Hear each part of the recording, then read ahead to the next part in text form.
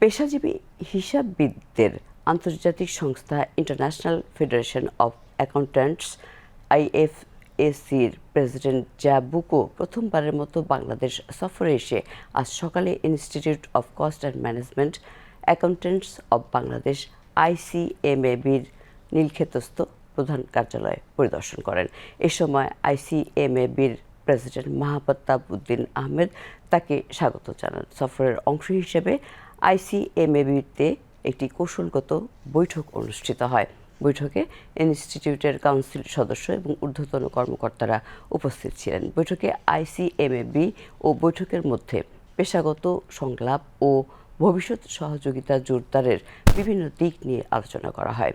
আইএফএসির president আইসিএমএবির আধুনিক digital classroom পরিদর্শন করেন এবং দেশের প্রত্যন্ত অঞ্চলে স্বল্প খরচে সিএমএ শিক্ষা কার্যক্রম বিস্তারে ডিজিটাল শিক্ষা পদ্ধতির প্রশংসা করেন।